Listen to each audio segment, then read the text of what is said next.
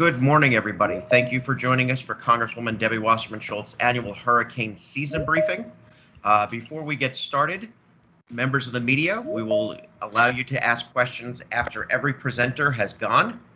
If you do have a question, you can use the raise your hand feature, and during the press availability, the Congresswoman will call on you. Thank you so much, Congresswoman.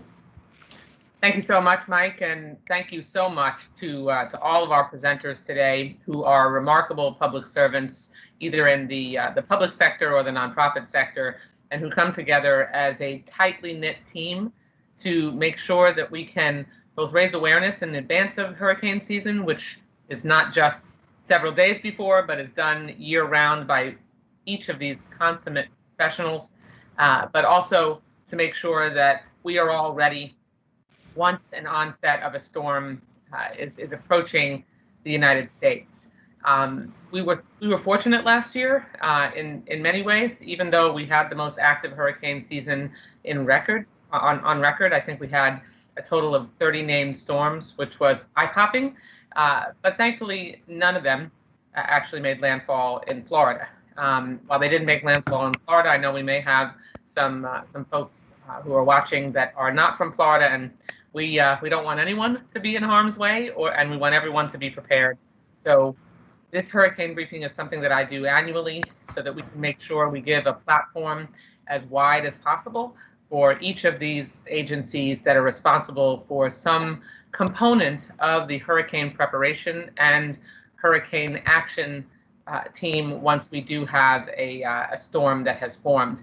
So we'll begin today, and we'll go through a number of briefings from each of these leaders, and then we will open up the floor to press questions. And I know I'll have questions, as I usually do, as we proceed throughout the morning. We'll start off this morning with the remarkable Ken Graham, who is the director of the National Hurricane Center, who does a fantastic job. And Ken, let me just thank you on behalf of my constituents, and certainly all the members of Congress that I know appreciate the work that the experts at the National Hurricane Center do every day to keep us safe. Okay, perfect. Thank you, Congresswoman. I appreciate those words and really appreciate the continued support. And you mentioned it. What a season it was. 2020 breaking so many records. I could put pages and pages if we had time of records that were broken. Absolutely incredible. So I'm going to cover a little bit of that and what's new for 2021 in this briefing. The next slide. You look back at the season, it's just absolutely staggering with 30 named storms. I don't think I can control my slides. I think somebody else is controlling those. So we'll go to the next slide. So 30 named storms, we'll get that next slide here soon. But yeah, 30 named storms is absolutely staggering. And you mentioned it, Florida, really not getting the brunt of those storms. We did have some impacts, but at the same time, it looked like we went ahead and dodged some of the most significant impacts from the season. So we'll be looking at that as we go forward. Congresswoman, sorry for the delay. Tyler, can you please give each of the speakers the ability to control their own slides? Okay. Whoever's running them, please give the speakers the ability to control their own slides. Thank you. So yeah, we'll get those up here. But yeah, that's the big thing, is getting ready for the season. And I'll cover the seasonal forecast while we're waiting for that, because I think we just were able to get that information out. So you saw the seasonal forecast, above average. Once again, Congresswoman, it looks like it's going to be busy again. And that seasonal forecast does not cover exactly where we're going to make landfall. It just covers the overall basin of where we'll see some of those storms. So 13 to 20 storms again, even though not predicting as busy as last year, still going to be busy, and it only takes one. This slide represents something really interesting that we have to think about. These storms aren't just coastal. I mean, if you think about all these watches and warnings on the screen here, look at most of Florida at some point has some sort of tropical watch and warning, but they stretch so far inland in these systems. And this is staggering. We talk about 30 named storms. hurricane warnings were in effect for the United States for 378 hours, 15.7 days. We had hurricane warnings up. And so it's just a staggering statistic to look at that. 14 of those systems required watches and warnings on the first advisory. So some of these were strengthening last season as they were really approaching the coast, and that does shorten our timeline, something to always look at. The next slide.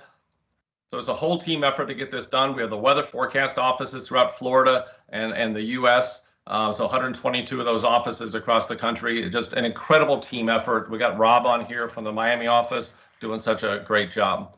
So on the next slide, you can see some of these tracks, just an incredible season. We keep getting the question, Congresswoman, hey, Ken, it seems like it's really been busy. And the answer is it has. I mean, this right here, 14 hurricanes have made landfall in the United States since 2017. 6 were major. It has been busy. And the total damage to the United States, $353 billion. The number of billion-dollar storms, 12. The number of $10 billion storms, 6. It's been busy.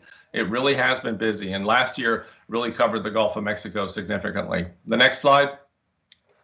So this is an interesting slide here, Congresswoman. We both have said, you know, we kind of dodged it somewhat in Florida. We did have some impacts without a doubt. I just want to mention here, I just shared this at a recent conference, and it's interesting to think about. If you weaken the ridge out in the Atlantic, the high pressure, if you move that high pressure maybe 300-400 miles towards the east, click on the next slide and you'll see what could have happened. That small change, just that small change, could have put Florida in the heat of everything. It really could have. And so that's something to think about when we talk to the public and preparedness, that those small changes would have put Florida right in the heat of all of that. So we got to tell the public that just because it didn't happen last year doesn't mean it couldn't happen this year. I think it's an important point when we go forward talking to the public. The next slide. Words matter. Just some lessons from last year, 27 years of doing this. The words matter. And we use the word unsurvivable. Very rare do we use a word like that. And this was in Hurricane Laura for Louisiana. We had a 15 to 20 foot storm surge forecast, storm surge watches and warnings. We still had people in harm's way. We used the word unsurvivable. And the next slide kind of sums it up. We didn't lose anybody. 100% evacuation compliance, using that word, social media, really getting the word out there to say you can't stay or you won't survive. And we don't do that too often. But that was a huge thing that happened. The next slide, having no fatalities though, we have to keep thinking about this. There's the direct fatalities and there's indirect fatalities. There's such a perception that the storm has passed me, I'm safe now, but there may not be power. There may be power lines on the ground. There's health issues. There's so many factors after the storm that still makes it dangerous that we have to communicate. 8 times as many victims age over 60 as under 21 years old. So we got to take care of our neighbors. We got to take care of the vulnerable population, because the data shows incredible vulnerability after the storm and with this age group. The next slide. This one's staggering too. You remember some of the last couple of years I presented, we started this storm surge watch and warning. We started the inundation mapping. I think we're making a difference. Storm surge is the leading cause of fatalities in tropical systems. But look at this statistic. Since 2017, I talked about 14 hurricane landfalls.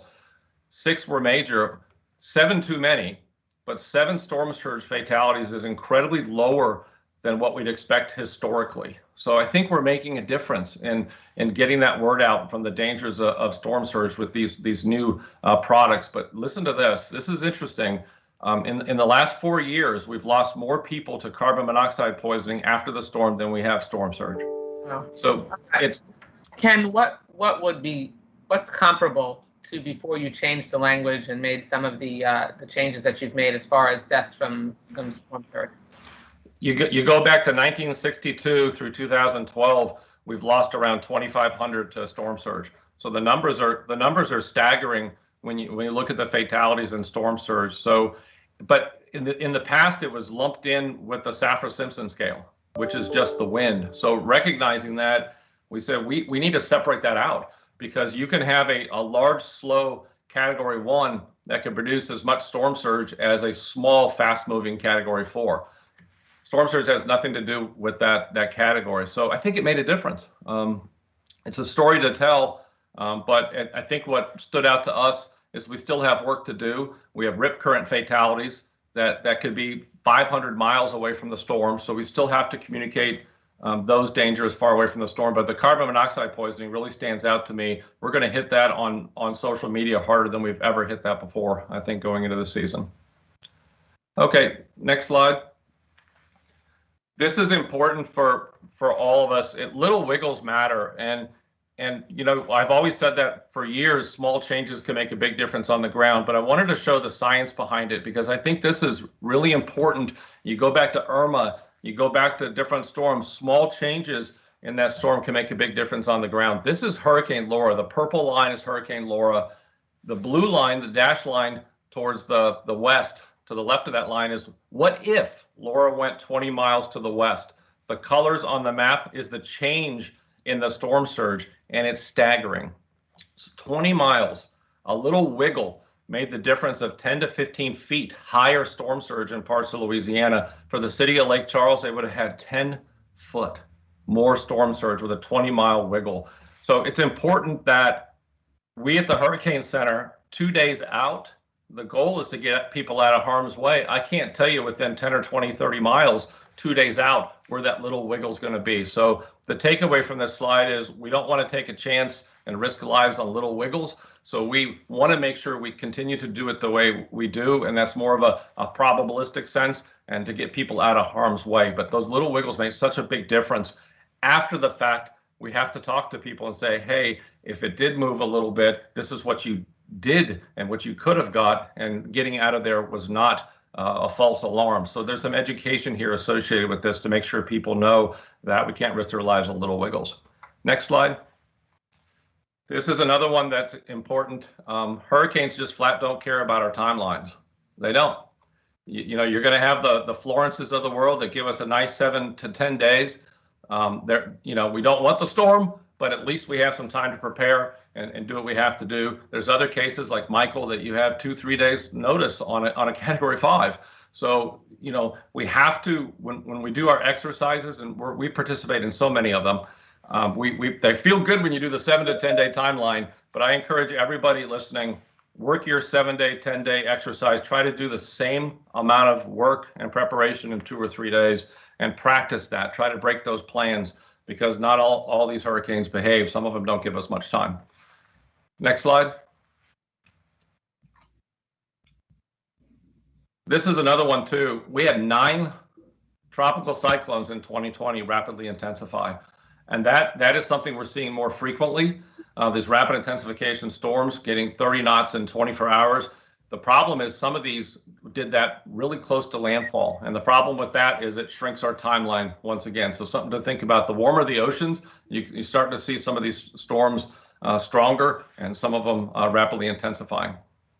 Next slide.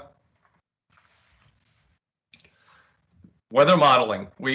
Please be careful. I guess everybody, I've been really hitting this hard this year. Everybody likes to find their favorite model of choice because it's so available. Remember, what works the first time may not work the next time. So I wanted to say this, the National Hurricane Center's forecast beats the models every single time. We're looking at ensembles of these models. We're not looking at one line. We're looking at 70 lines. We're blending them. The hurricane specialists are weighting one model more than the other based on how it initializes. So remember, there is an official forecast. We measure ourselves. We're very open when we do a good job. We're also very open when things don't go well. We're very transparent here. But the data shows that we beat the models every single time. And more importantly, for emergency management, we're more consistent. We don't wiggle and wobble and change that forecast a lot, and that really helps decision making. Next slide. This is why it matters. In 1990, this is our cone. The next slide, this is our cone now. That's why it matters, because we don't have to put as many people into the point where they have to leave and they have to do things if we don't have to, because it's risky doing evacuations. Next slide. 1999, 2.6 million people evacuated from Hurricane Floyd because of that big cone that we used to have. Now, if you look at Dorian, as many as 3 million people or so did not have to evacuate. So especially in the pandemic, if we want people out of harm's way if they have to be, but we don't want to over-evacuate and put them in a situation in shelters and during a pandemic. So we take that science very seriously. Next slide.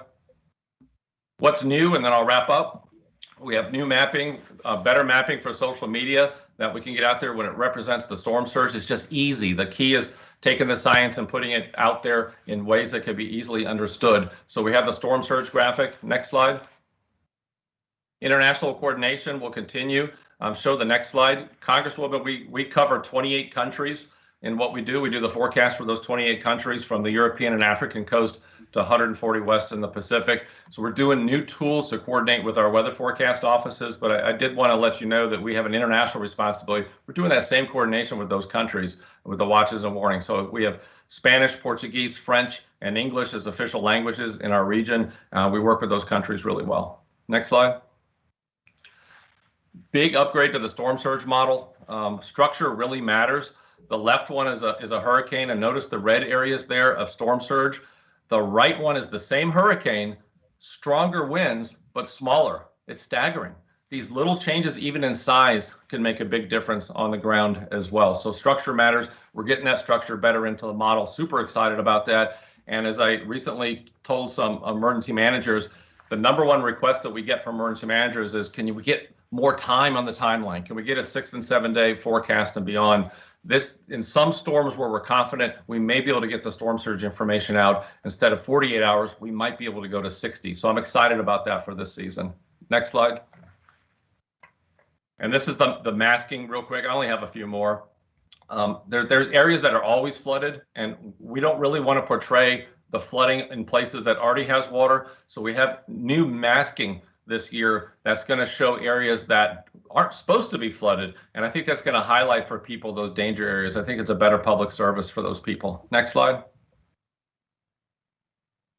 We're issuing the outlook. We started on May 15th. The season, we have 7 years in a row that we have storms before June 1st. So we're starting to issue some of our outlooks a little earlier. May 15th, we were already doing that in the Pacific. Now we do it in the Atlantic as well. So that already started this year. It's a better service instead of issuing special outlooks and nobody knowing when we were going to issue these things. So it's a better service to the public. Next slide.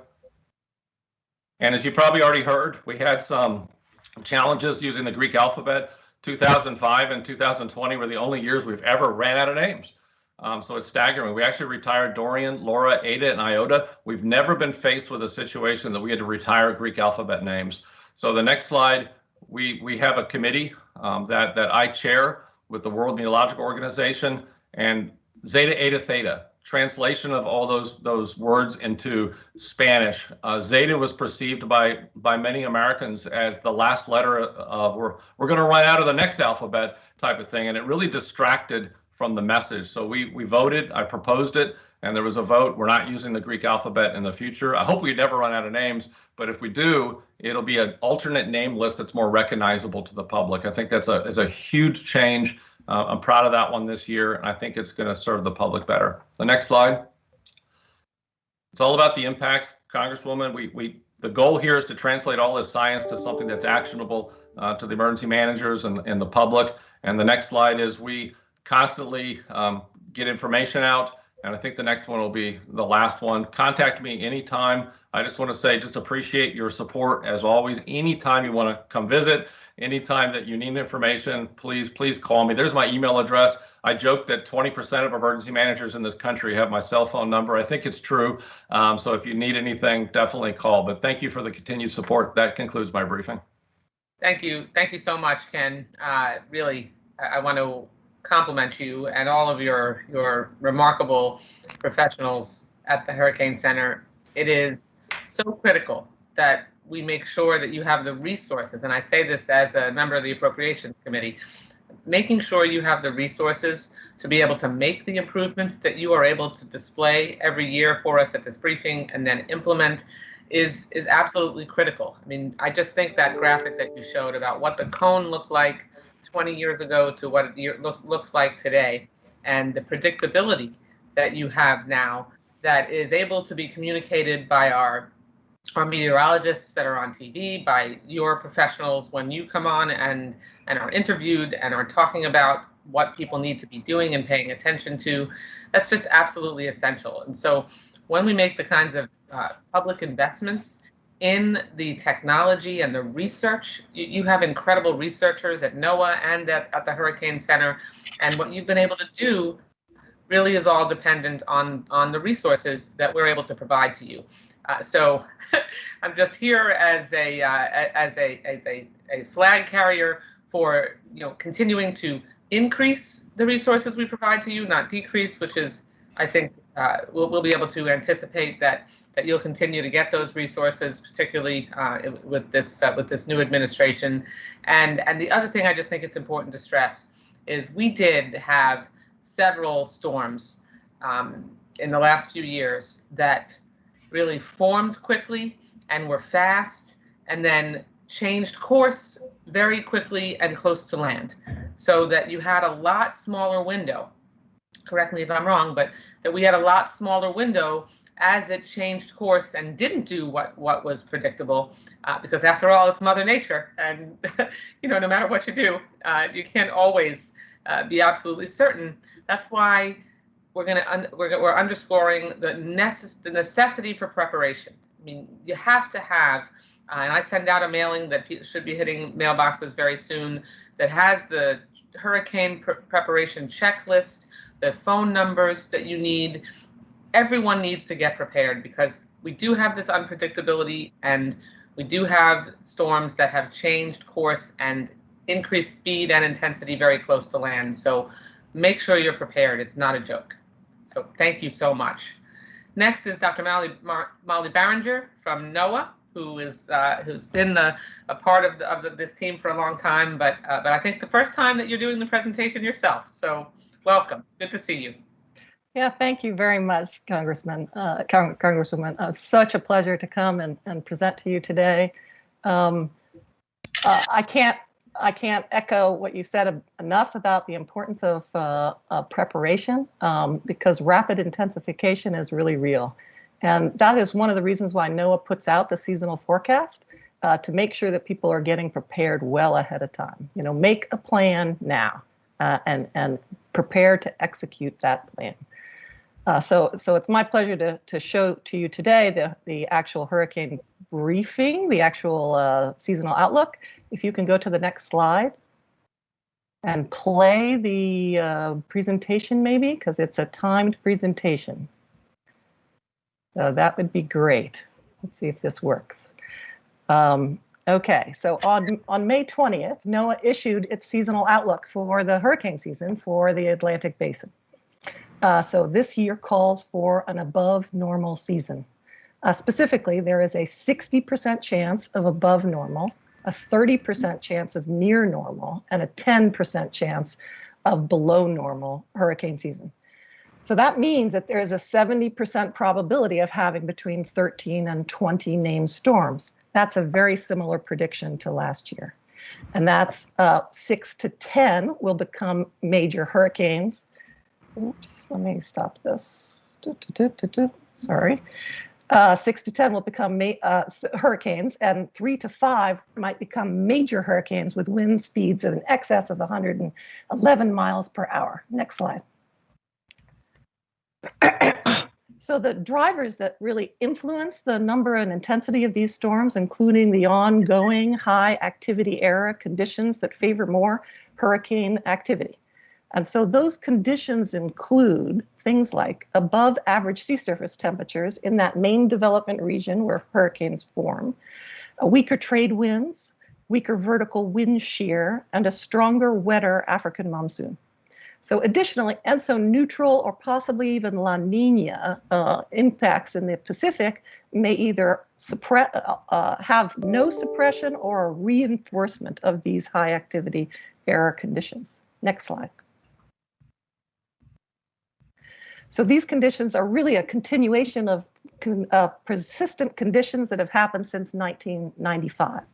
This graph shows as a percentage how much of the relative intensity of a given hurricane season has been starting from 1950. So since 1995, 20 of the last 26 hurricane seasons have been above normal. And this will be the 6th consecutive season when an above average season was predicted. So given this seasonal forecast, it's important to get ready now in case hurricane season is similar to previous years. Next slide. So some of the conditions that are impacting those things. So in August, I'm sorry, NOAA is going to issue a an update to this seasonal forecast. And we will likely look at trends in the Pacific Ocean, and particularly the sea surface temperature and the possibility of a resurgent La Nina, which could favor more intense hurricanes later in the season. So this graph shows you the probability of La Nina as the blue curve, the blue bar, and in the peak of hurricane season, when the main development in August through October is when you start to see this graph increase. So it is likely that NOAA will be focusing a lot on the changes. We don't have a lot of skill and predictability of El Nino or La Nina this early in the season.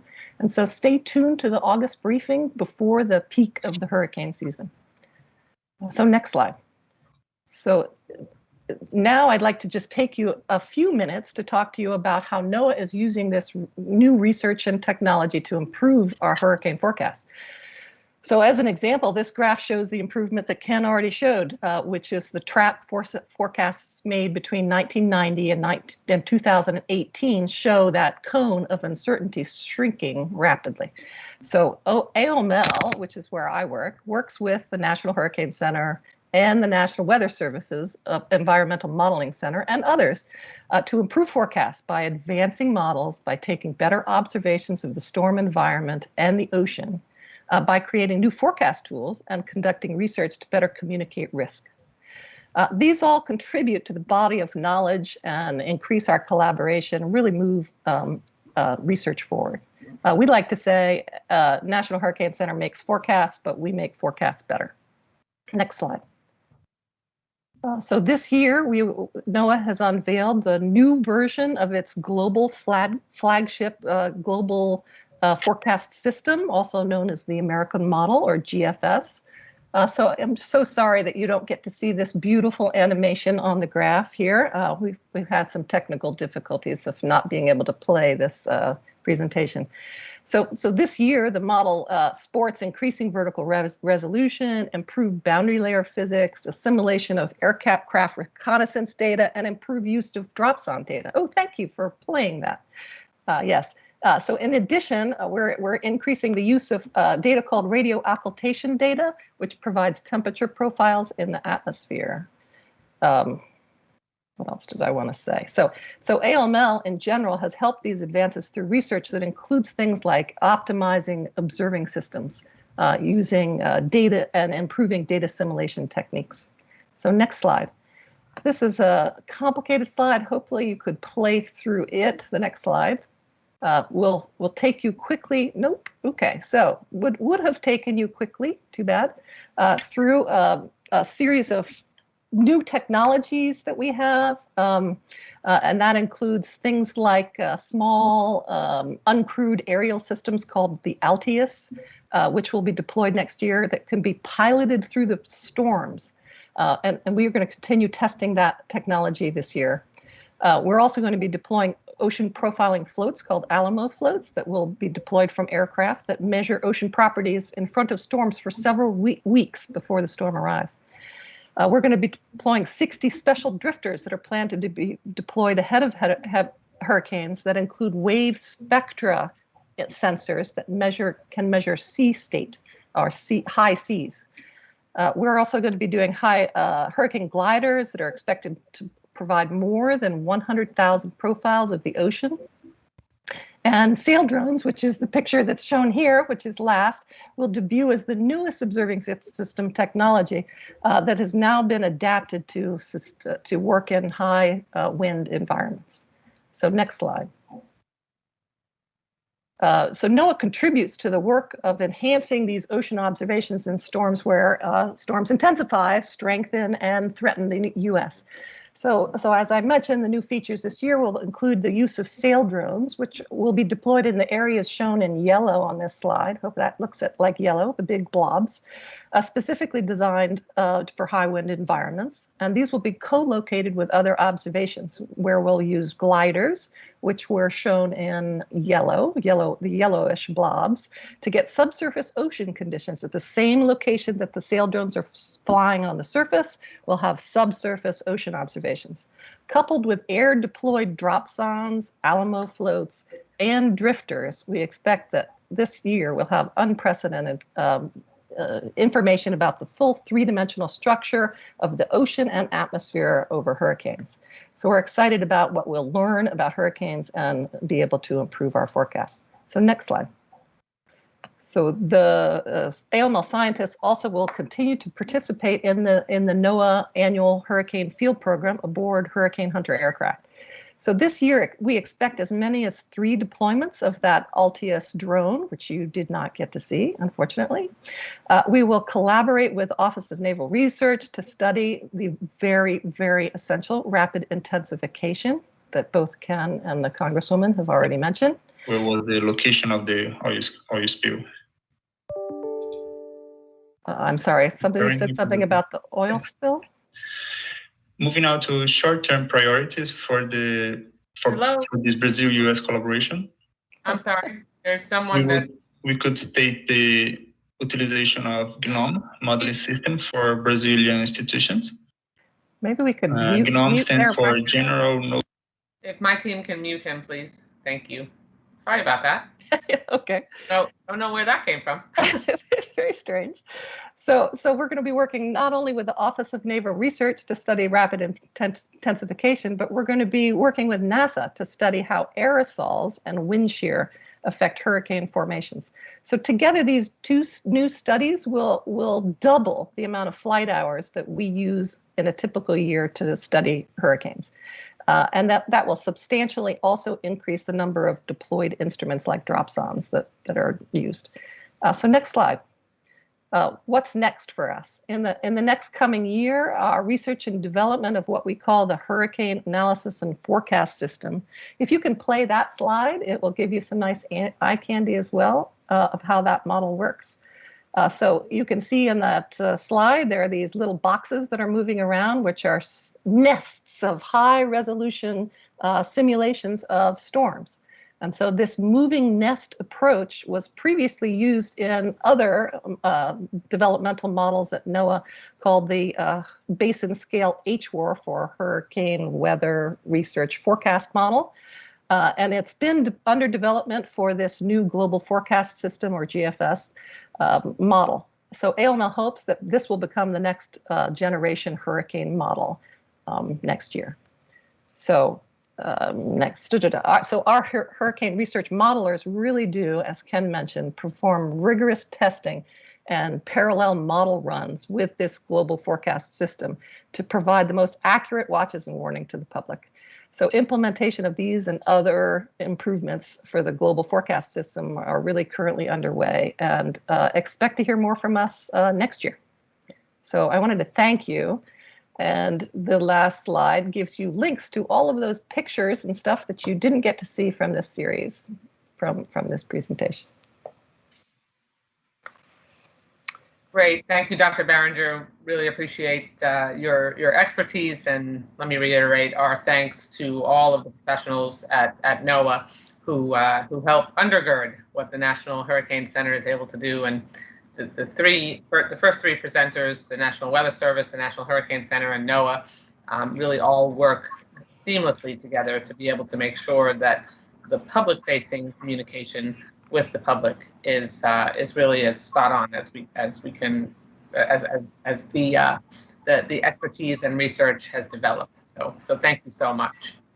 Now I would like to introduce Robert Moeda from the National Weather Service. Good morning, Congresswoman. Thank you once again for having us as part of this preseason or hurricane season meeting. It's always a pleasure and so important to, not just to tell people what we do, but why we do it, and the importance of it. And I think it's already been highlighted wonderfully by Ken and Molly. So I'm going to brag a little bit about what we do at the local National Weather Service level. National Weather Service is, we do a lot of, really the basis of our work is really done at the local level. And that's really what I want to emphasize here in this presentation. So if we go to the next slide, please. A little bit about just kind of, and actually Ken alluded to this in his presentation. There's 122 National Weather Service local offices. And each of those offices serve their respective locations with forecasts and warnings 24 hours a day.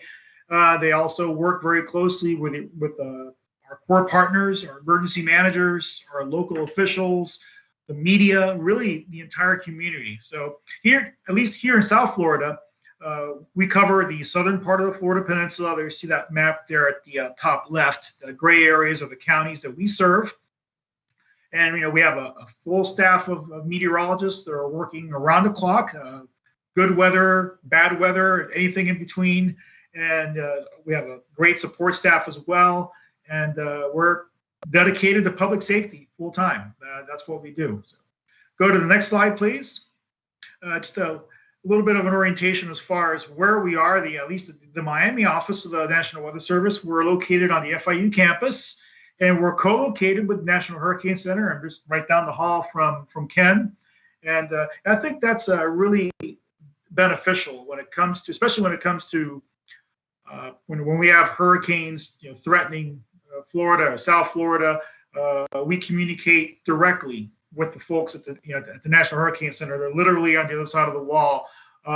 Should also say is, of course, that communication takes place with all the forecast offices that might be in the path of a storm. So in Florida alone, we have 7 National Weather Service offices that cover at least part of the state, every part of the state, from the Panhandle all the way down to the Florida Keys. So we're certainly blessed to have that close relationship with the National Hurricane Center, and it really bears fruit when we have storms that are threatening us.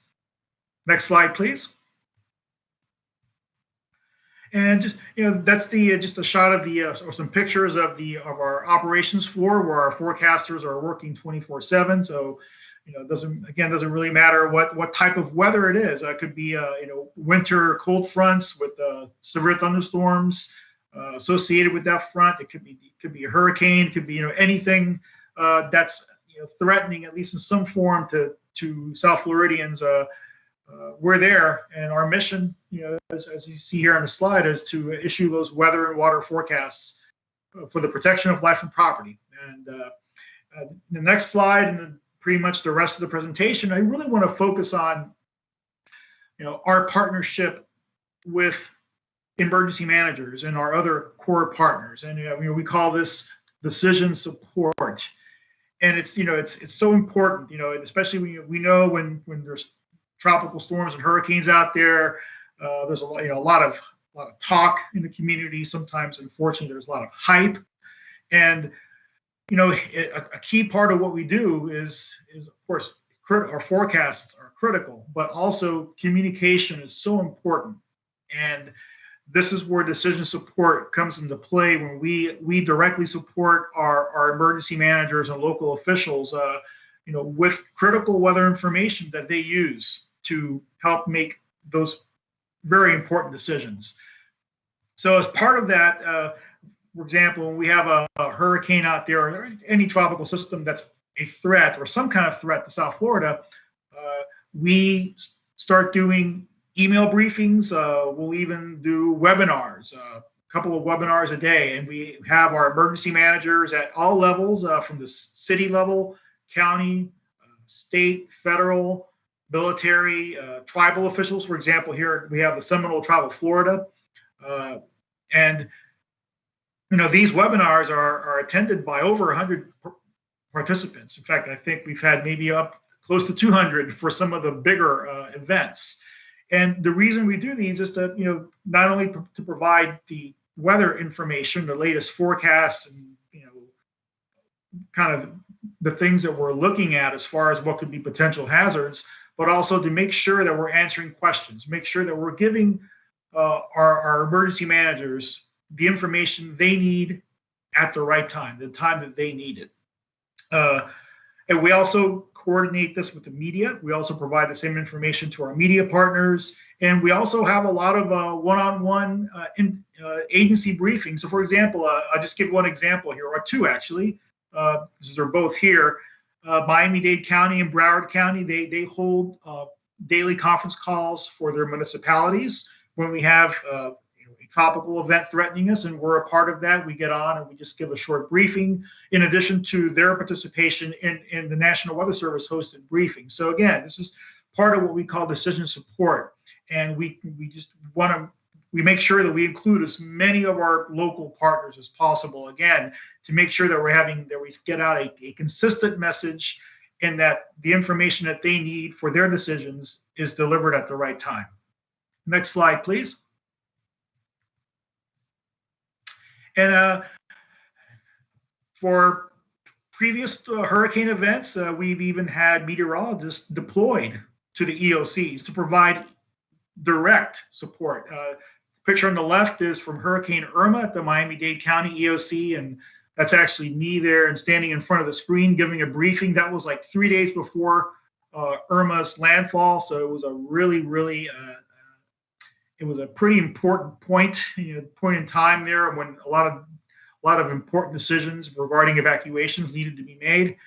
And then a picture on the right is from Hurricane Dorian at the Broward County EOC. The young man there in the green shirt is one of our forecasters, Larry Kelly. He was deployed to the EOC there, and he again provided that worked really closely there with the emergency managers and the other local officials there to provide information as needed, timing of the storm, potential impacts, rainfall, wind, etc.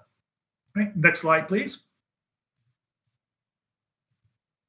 Now, the role of the local forecast offices is to take the National Hurricane Center's information. So the image on the left, of course, we're all familiar with it. That's the track and cone graphic. It goes by different names. So essentially, that's the official National Hurricane Center forecast. So our job is to take that information and to localize it, bring it down to the local level as much as possible, to provide details on potential impacts from each of the storm's hazards, wind, storm surge, rainfall flooding, tornadoes, as well as timing. So to give people an idea of what they need to be prepared for based on the forecast, and also taking into account potential scenarios that could occur.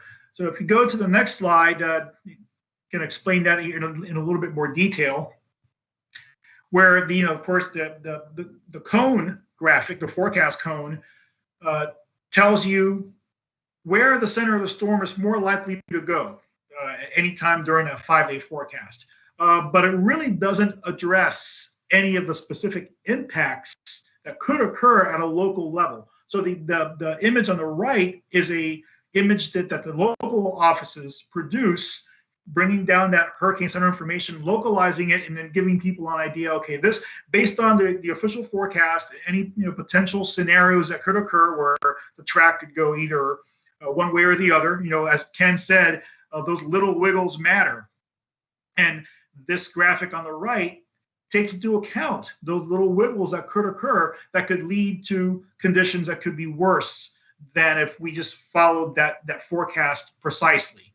So that really are in the purpose for doing that is to make sure that we are adequately prepared and for the potential impacts that could occur, if we end up in one of those what we call reasonable worst case scenarios, or as Ken said, if one of these wiggles goes more in our direction.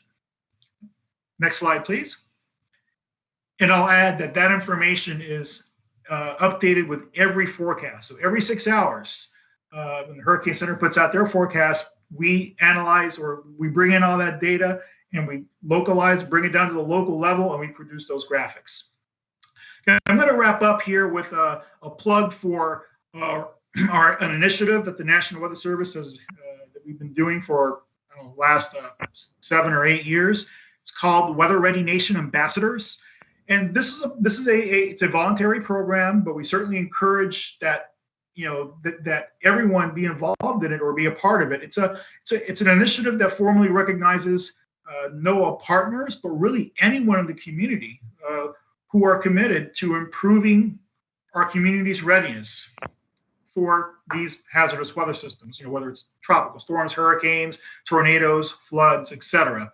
And we like to think as these partners, these people, as force multipliers, where they can help to spread the word. So whether our Weather Ready Nation ambassadors receive information from us on a regular basis, as far as weather awareness and weather preparedness, they often schedule preparedness events for their, whether it's a school, whether it's a business, it could be a county, agency, etc., where we take part and we help them to promote that weather awareness by providing information. So we have over 100 ambassadors here in South Florida. So they serve they represent a wide range of our community, from government agencies, TV media, civic groups, schools, private businesses. But honestly, I'd love to see many, many more. So I'd like, just wanted to use this opportunity to spread, to mention this, and hopefully we can spread the word about this in our communities. So I thank you very, very much for the time again, for the time again this morning, and let's hope we have a nice, quiet hurricane season here in South Florida. Thank you so much, Rob. Thank you for the team of folks that do such a great job at the National Weather Service. Next, I'd like to introduce and thank Kevin Guthrie, the new director of the Florida Department of Emergency Management. Kevin, thank you for joining us. I think you're on mute. Thank you, Congresswoman, for helping me with that technical difficulty. Appreciate it. Thank you for the opportunity to come and speak, Congresswoman. I got my first taste of this last year, and I'm thankful that you asked me to come back. So for those that are new, as Congresswoman said, I am the director of the Florida Division of Emergency Management. My name is Kevin Guthrie. I was here for the previous 2 years with Jared Moskowitz as the deputy director, and then I was here for a few months underneath Governor Scott's administration as the chief of staff. So happy to be here and part of this program today. I'm going to go rather quickly, but what I wanted to focus on today was hurricane prep, and that, as the National Weather Services and NOAA and the NHC has given you the background, the science behind the data. But the first thing we've got to do this season, as well as every season, is be prepared. So today is the first day of the sales tax holiday. So now is the time to go out and get those items that you need for your disaster preparedness kit. But one thing that I want to add to this year's disaster preparedness kit, we're going to do this every year as long as at least I'm sitting here as the director, is the very first thing that we need to do when we develop that disaster preparedness kit is stop and let's do an insurance check. Robert from FEMA Region 4 Deputy Administrator, he may talk a little bit more about this, but I want to just introduce the concept right now. Why is insurance so important? So many people look to FEMA inappropriately to help them recover from a disaster. The first line of defense on any type of tropical system or any type of weather hazard that we have here in the state of Florida is your insurance. The reason I say that we need to do an insurance checkup is because right now, the prices of homes are going up. The prices of rebuilding and construction have gone up immensely. So one of the things that I sat down with my insurance agent did back in April, she and I said, look, it's going to take about 20% more to rebuild your home than it did just a year ago. So let's raise the coverage on your house. Let's make sure that you have enough to cover your house if you should have to rebuild it. So I would highly encourage everyone to start with an insurance checkup. Call your insurance agent. Look at renter's insurance. Look at homeowner's insurance. Look at business insurance. All of those things should be going through an annual checkup just to make sure that you have enough coverage to rebuild your home. Because again, as I said, FEMA is not an insurance gap agency. They are really there for the people that really have nothing and they need some type of help to do that. Just as a little side note to that, again, I don't want to steal Robert's thunder, but the average payout for a Floridian from FEMA is $4,000. If you max out, if you get everything that FEMA has and you're eligible for it, that maximum grant is about the mid-30s, somewhere around $35,000, $36,000 at last check. So again, insurance really is our first line of defense, and I want to make sure that Floridians, especially Southeast Floridians, are aware of that. Second, now that we've got that done, it's time to actually plan your kit, get your stuff together that you need to have. First thing I want to talk about is know your zone, know your home. That is a concept that we rolled out last year. We're going to continue to use it. Why is it important for you to know your zone? Just as Ken Graham said that, you know, with the modeling, we've been able to decrease the number of evacuations. We still to this day have shadow evacuation going on. Listen to your local emergency manager. They know, Tracy Jackson on this call and Charles Cyril on this call know Miami and Broward much better than Kevin Guthrie does, right? So I'm not going to call for an evacuation of Broward County and Miami-Dade County. They're the ones that are going to do that. Listen to what they say. They know that area better than I do, but if they tell you to evacuate for zone A or B or C or whatever they call for, know your zone, know where you live. The second thing that we'd ask people to do is know your home. Many people, especially in South Florida now, are underneath the Florida Building Code, what originally started out as the Miami-Dade Building Code. Many of those homes are fortified to take winds. Make sure you know what your home was built. Make sure you know what your winds rating is on your home. Again, you may be safer in your home than actually leaving. Now, wind does not equal water. When emergency managers call for the evacuation, they're calling for it based on storm surge. They're basing it off of what's going to happen at the coastline and how that's going to come in. Loosely interpreted, they're looking at some winds, but very loosely. And I think Ken did a really good job of talking about that in his opening statement. So again, listen to your emergency manager. If they call for an evacuation, they're usually calling it for based on storm surge and the water coming in. Then you need to determine if your home is built to withstand the miles per hour wind. You know, that might be something, and as I pass this back to Ken, or not pass it back to Ken, maybe that's something we've got to really look at in the future of maybe there's an evacuation zone for storm surge and flooding, and then there's maybe this evacuation zone for wind as well, right, Ken? So I know you understand that. So maybe that's something we can do in the future. Third, you're now ready to make your disaster kit. So you know your home, or you've done your insurance checkup, you know your home, you know your zone. Now you're ready to prepare that kit. One of the things that we want people to do right now is really start focusing on preparing that kit. Again, you can go to floridadisaster.org/kit to get a copy of our kit. I know each one of the emergency management directors on this call very well. I know that they have their own Broward County and Miami-Dade County checklist. But if you need a checklist, please reach out to either your local emergency management agency or use the one that's on the Florida Division Emergency Management's website or the one that's on FEMA's website to create your kit.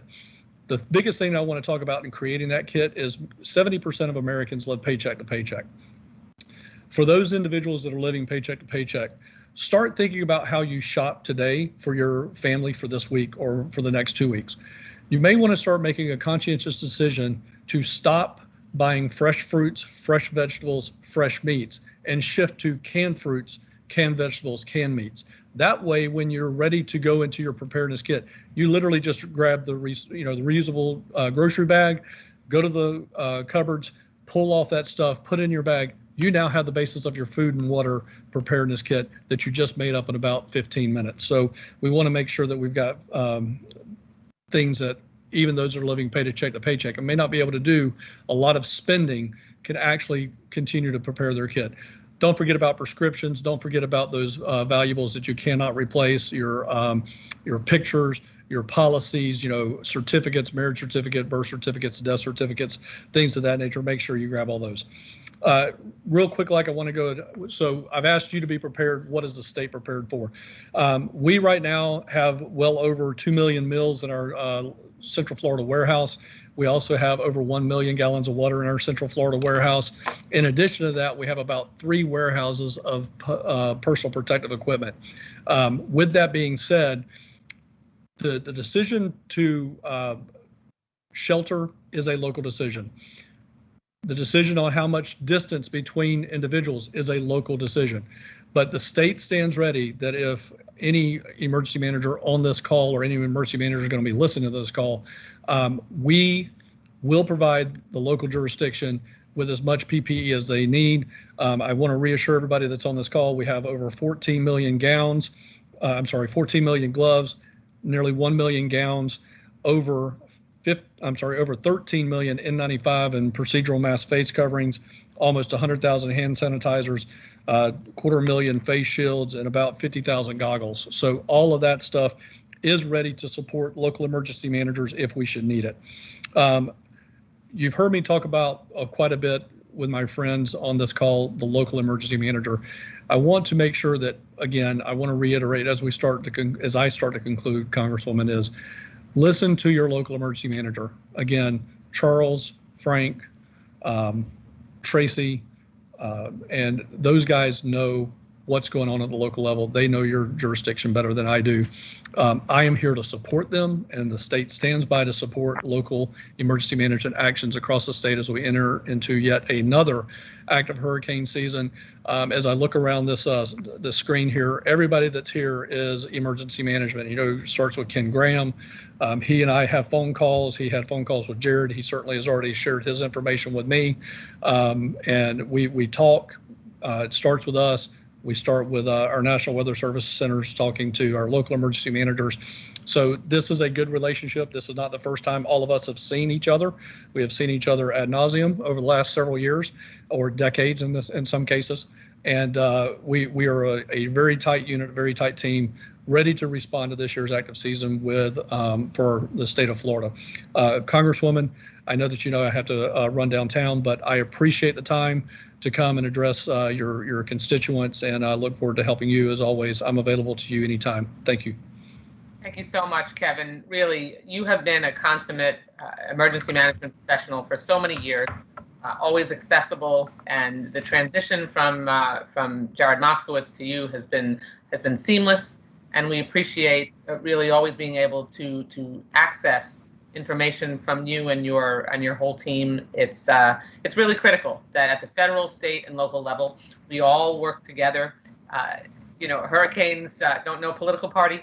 They don't know where you live. Right. Our geographic boundaries are pretend when it comes to Mother Nature. So just making sure that all across the country and the regions that are potentially hit by storms, that we work seamlessly together. And I'm very proud of the many years, no matter who's in charge in the state of Florida, that when it comes to emergency management, when it comes to preparing for hurricanes, we all row in the same direction together, and that's really so critically important.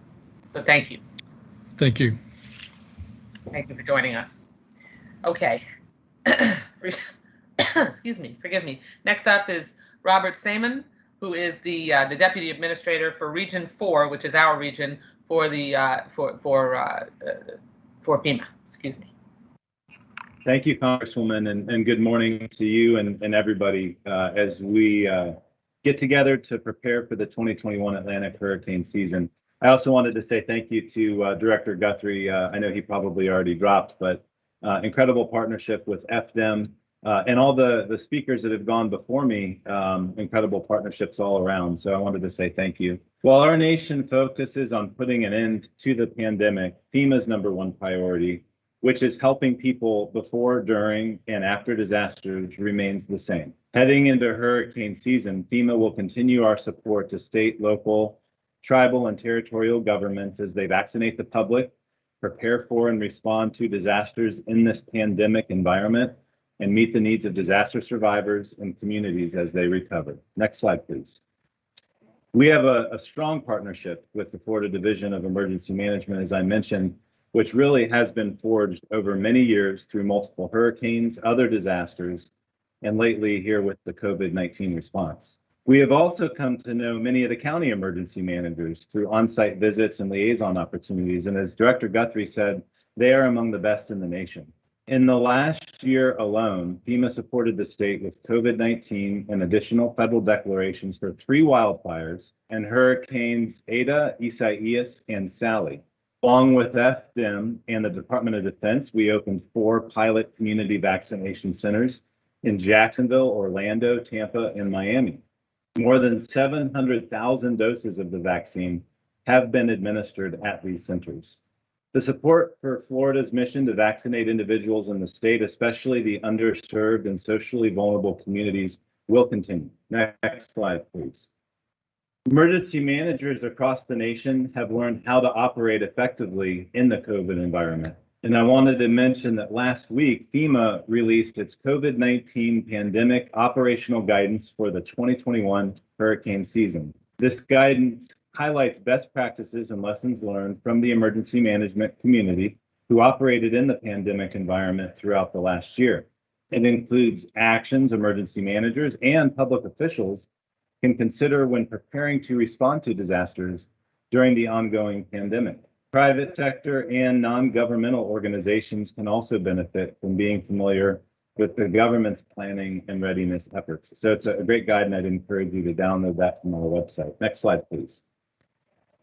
And I also wanted to talk just a little bit about some specific things that we're doing with Florida to get ready for hurricanes. FEMA participated with FDEM and Okeechobee County in a FEMA-funded integrated emergency management course that helps locals plan for disasters and exercise key response and recovery actions. FEMA and FDEM are collaborating on plans for non-congregate sheltering options for COVID-positive individuals during hurricane season. Our regional hurricane liaison team is working with Florida's hurricane program staff to provide evacuation technical assistance to augment existing plans. We've also worked with our partners to update Florida's information in a software that's called HurEvac. This software couples hurricane evacuation study data with real-time weather forecast data, helping emergency managers make more informed evacuation decisions. While local officials make decisions on evacuation and sheltering, we plan with the state to provide federal resource support if needed. FEMA has commodities such as food and water and other supplies, including tarps and generators, strategically placed at FEMA distribution centers. At Florida's request, these can be moved quickly to meet the needs of the survivors. And these are to supplement the capabilities that Director Guthrie just outlined that Florida has. We have pre-identified 3 incident support bases in Florida.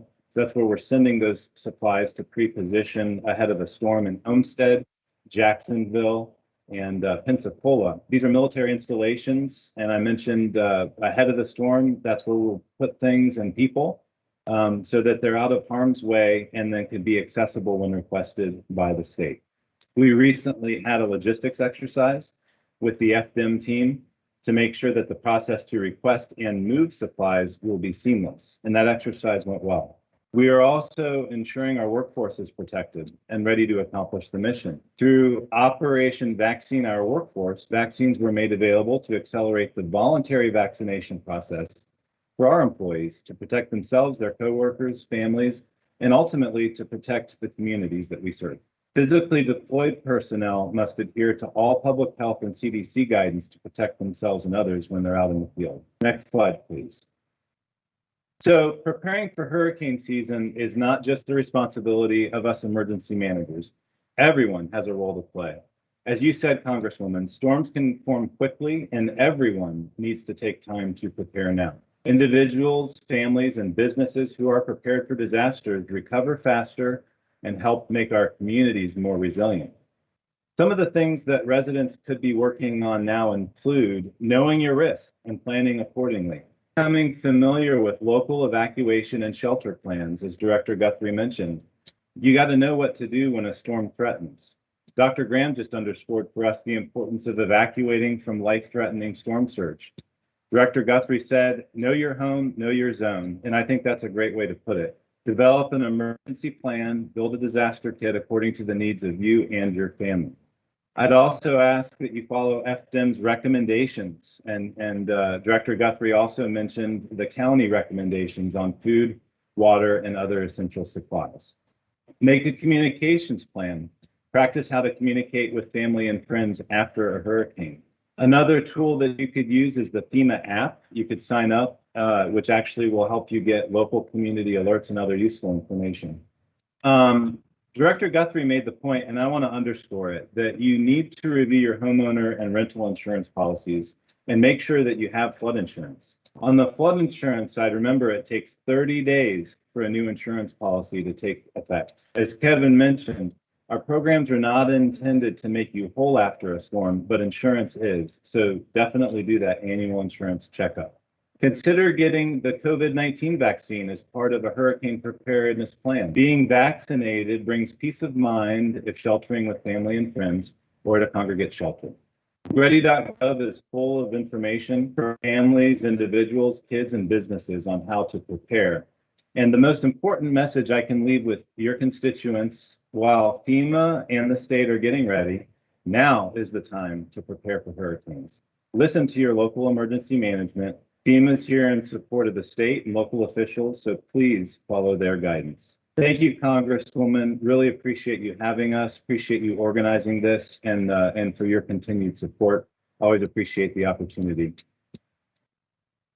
Thank you so much. This guidance from all of these agencies, particularly FEMA, is so critical. I think we just really can't underscore enough how important preparation is, and we really haven't touched on the overlay of COVID still being in our midst, and that we do have, while we have had really remarkable progress when it comes to the number of people that are getting vaccinated, we do still have about 40%, at least 40% of people, and depending on where you live in the area, even more than that, who are not vaccinated. So making sure we take those COVID precautions, making sure that you are aware of what else is going to be needed for you to bring to keep your family safe. If you do have to shelter, please go get a vaccination. If you are possibly going to need to evacuate and live in an area where that is more likely that you or your circumstance will cause you to need to go to a shelter, making sure that you are vaccinated so that you are even more protected is going to be essential. So really, thank you so much, Robert, for all of FEMA's efforts and for the great work that you do when we are in the midst of the onset of a hurricane.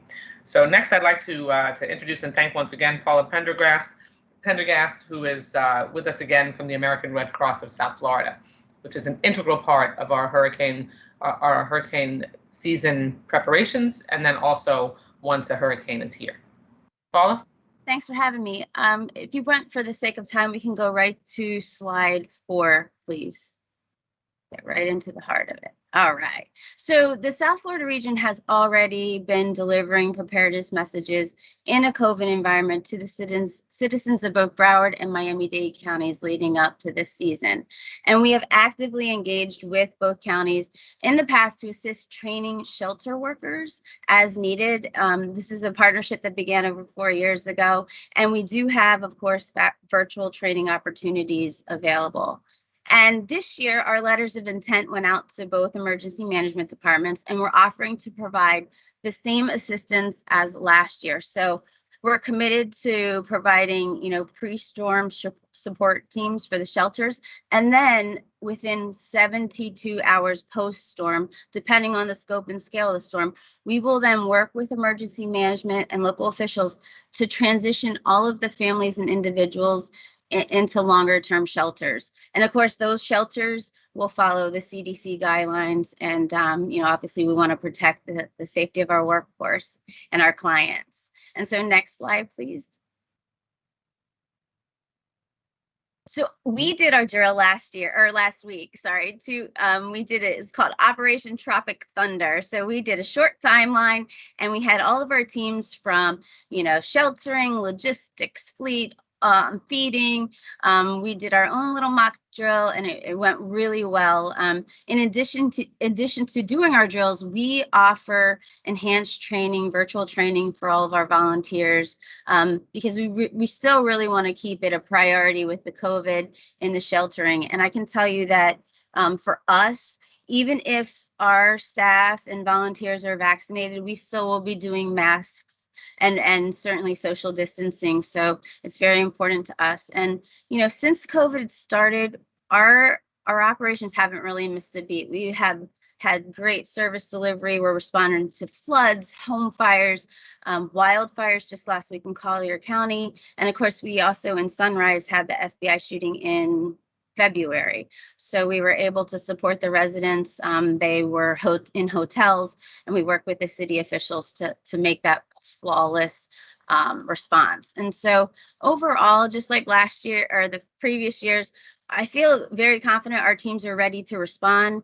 One of the questions you had asked last year were, what does our volunteer situation look like? And believe it or not, we're getting a steady stream of volunteers.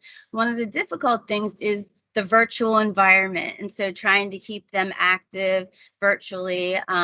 We just try to do the trainings online and keep it flowing with updated trainings. So, and obviously, this year we just feel very confident that should the need arise and should we be called upon, we're ready to respond. So that's all I have for this year. Thank you.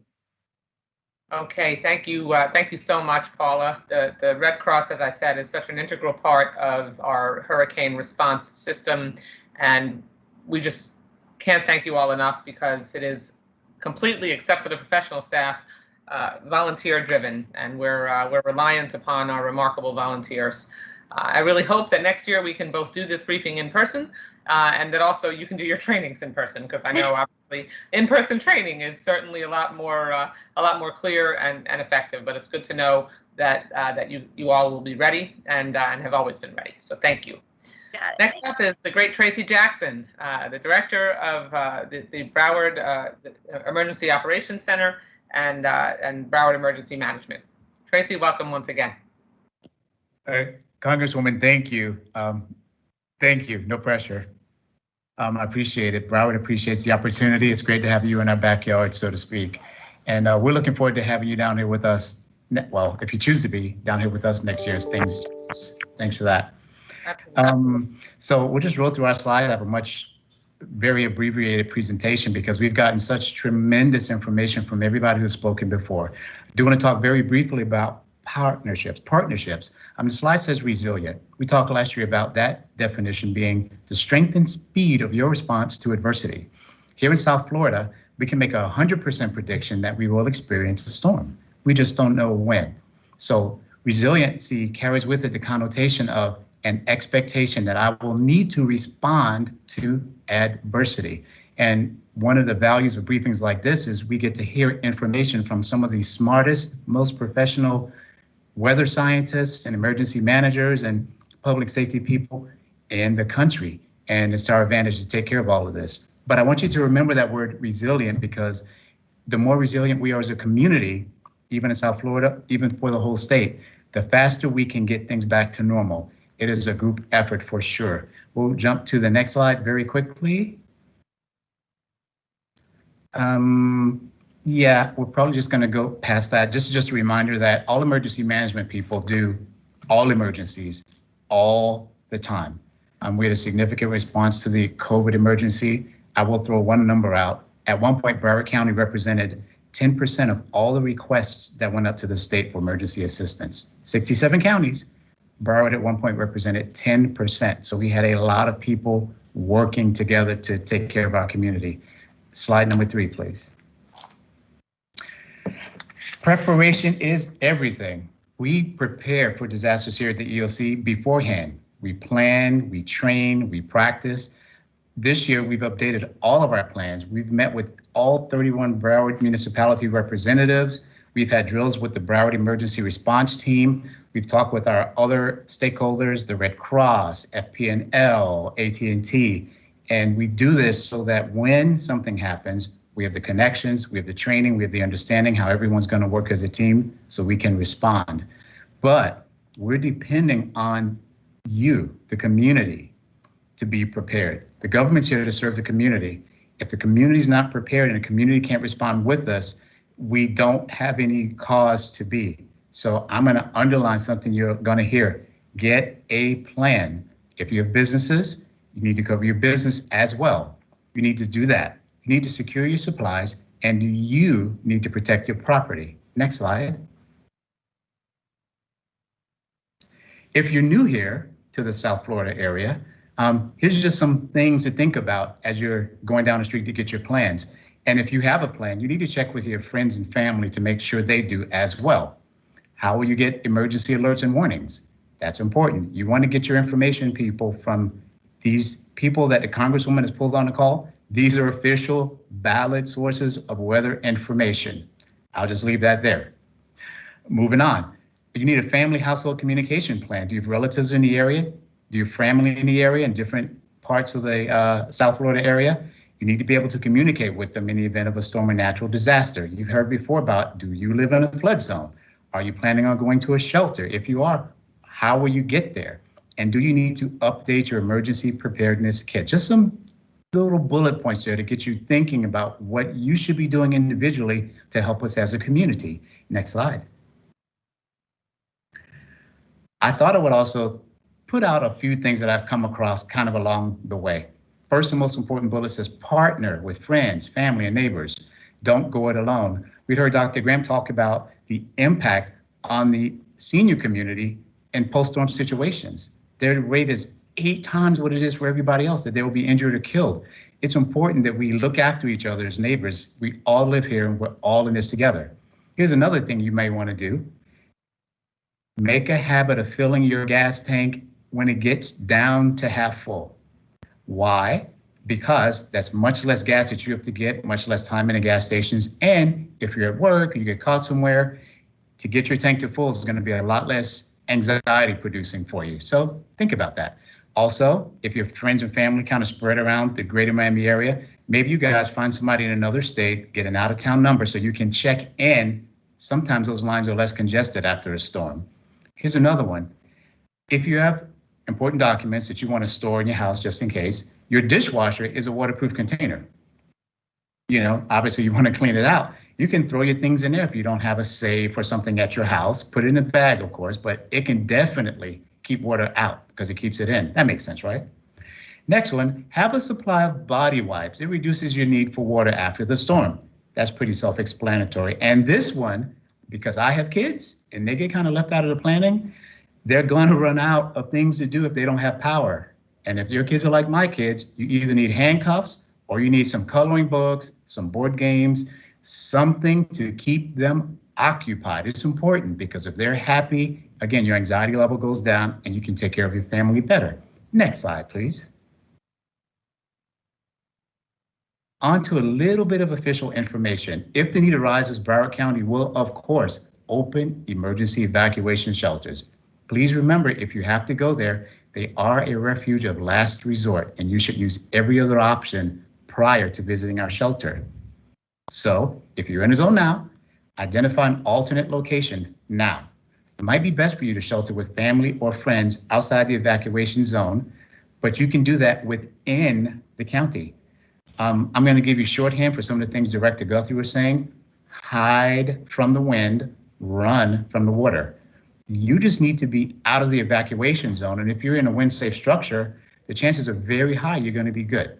So going back to evacuation shelters, there's a list there, but what will happen is that should we open shelters, we'll push that information out on all channels. We'll share it with everybody because they will be open based on the size, speed, strength of the storm and its direction. So the shelters will be open based upon need, and you need to understand that you need to wait to hear that before you go anywhere because they do not open until we designate them. So if you are planning on coming to a shelter, please understand that according to the CDC guidelines, you are entering a high-risk environment. And someone said this earlier, you definitely should consider being vaccinated as a part of your hurricane planning.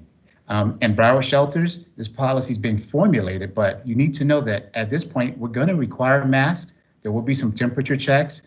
We've already loaded up PPE for as many shelters as we could possibly open because we want to do everything we can to keep as many people safe as we possibly can from any conditions they might encounter if they happen to be in an evacuation shelter. Next slide, please.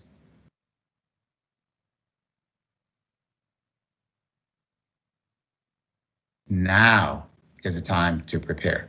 When did Noah build the ark? Before the rain, right? If you haven't prepared, if you're putting it off, if you think you're going to do it at some point, you should do it today. When you get off work, when you get home, when you get off this call, go ahead and get it started. Also, find some information, find alerts, find a sign up that works for you. You have that. All the people on this call, all of wonderful information. Make sure that you have access to the accurate information. Here in Broward, on our website, broward.org/hurricane, all the stuff I said and a bunch of stuff I didn't say is there for you. There's some other contact information there. We appreciate being a part of the community here. We're happy to help make all of Broward safer, stronger, and more resilient. And our thanks from Broward to all of the partners around us, the National Weather Service, the other counties, Red Cross, and to you, Congresswoman, again, for your support. It helps us do the jobs that we do here. Maybe people don't know this, but you're helping us. There's appropriations that come to us that allow us to do studies and do other things that we can prepare our community. And Broward's deeply appreciative of you for your assistance. That concludes my presentation. Thank you so much, Tracy. I appreciate your kind words. A couple things I want to underscore. Really good suggestion about making sure that kids have items that that keep them entertained, that do not require electricity. Playing cards, that's another one. There's certainly plenty of really fun playing card games, but making sure that, particularly for younger kids, the phones work until the charge runs out, and if you don't have electricity to charge it, then that's not going to work for you anymore. So very good advice. And actually, my husband's on the way to Costco right now, and I just reminded him that it is the hurricane tax-free holidays over this weekend, and so just made sure he went through the checklist to see if there's anything that we need. So just a reminder, even for the person who is hosting the annual hurricane briefing, hurricane season briefing. Thank you so much. Next is Charles Terrell. I'm proud to represent both Broward and Miami-Dade counties. Charles is the director of the the Division of Emergency Management for Miami-Dade County. Charles? Good morning, everyone, and thank you, Congresswoman, for inviting me to this annual event. I'm honored to be able to present to the group here and to our residents that are watching. Greetings and happy hurricane season. A lot of the things that have been touched upon before, I don't want to reiterate too much, but Congressman, I think you stressed something that is integral. It'd be difficult for us to have this discussion without touching on COVID slightly. So if you go to the next slide, we've been discussing our preparedness, and we've had a really active season this year. It'd be hard to ignore that. We've been activated for over 450 days now. Whether it be, we thought, we thought the Super Bowl 54 would have been the highlight of the year. We went straight from Super Bowl to, there's a lot of people getting sick. There's a lot of people catching the flu. What is this? Right to COVID, right to some events of demonstrations and concerns about election. As we still, with COVID still being the specter that was above us the whole time, in addition to hurricane season last year. And so we enter with a few of those things still lingering, but we continue to prepare and respond to those events all simultaneously. And it's kudos to the team that I have here in Miami-Dade and our partners of the state and FEMA. We wouldn't be successful without that seamless partnership and that continued partnership. Next slide, please. I wanted to remind our residents that, preparedness is the key. Our ability to alert our residents so that you can implement your home and your safety plans that Director Jackson mentioned before is integral. We encourage our residents to sign up to Miami-Dade Alerts, where they will hear about protective actions, evacuation orders, and we usually live stream our mayor's notifications to the residents of Miami-Dade County when they occur. So, and we'll provide the link on Miami-Dade Alerts. So you could easily go to miamidade.gov/alerts and sign up for the alerts that we provide to our residents. And really, Congresswoman, it behooves us to stress to our residents to sign up now. The numbers that we have are not representative of our population. And we trust, and I promise that we won't send you any advertisements or anything frivolous. This is all about protective actions. When you get an alert from us, we're asking you to take an action. Next slide, please. Similarly, for those high tech and the younger crowd, we have an app also. It does a lot of the same things the alerts does, but provides interactive information. You can go to the Google Play or Apple Store and download the Ready Miami-Dade app. And I can't stress this again, our numbers are not representative of where we would like. We have 2.8 million people, residents in Miami-Dade County, and only about 70,000 people have downloaded the app. So we encourage those to sign up for the app. It'll tell you your evacuation order, bus pickup points, bus scheduling. It'll tell you which evacuation centers are open, the attributes of that evacuation center, whether it be medical, pet friendly, general population, whatever the case may be. Safety tips, phone numbers, and a host of other information. And you have direct contact to our 311. This Ready Miami-Dade app is connected directly to our incident management software. So the instant we open an evacuation center, you'll know it on this Ready Miami-Dade app. So there is a seamless interaction with our residents with this app and what we're doing here in the Emergency Operations Center when we're activated during a storm. Next slide, please. To emphasize that preparedness message that everyone has stated, we have sent out this Are You Ready brochure to all Miami-Dade households in the county. I received mine about 2 days ago. I'm sure that they've gotten to every resident by this time, or it should be coming by middle of next week. Again, all disasters are local. We partner with our friends and our neighbors, FEMA, the state, and everyone else, but getting prepared is our responsibility as residents of Miami-Dade County and Florida in general. We work seamlessly, as I keep stating, with FEMA, the Florida Division of Emergency Management, and our neighbors to the north, Broward, but disasters are local and they won't be able to get to you before 24 to 48 hours. And we will have trouble getting to you that quickly as well. So you have to be prepared yourself. A lot of the tips that have been talked about earlier are in this Are You Ready brochure, and you can take a look at it. As I said, it's been mailed to all our residents in Miami-Dade County. And we have a lot also that will be available at public events, at our libraries, and a lot of county locations throughout Miami-Dade County. And you can pick up one of these brochures. We also share them, obviously, with our municipal partners who will also distribute these as well. And as I want to stress, because sometimes that's asked, we don't look at borders at emergency management, so it goes to all our municipalities. So if you're a resident of Miami-Dade County, whether you're in a municipality or not, you will receive our brochure and our services are open to you. Next slide, please. I wanted to talk quickly about evacuation planning.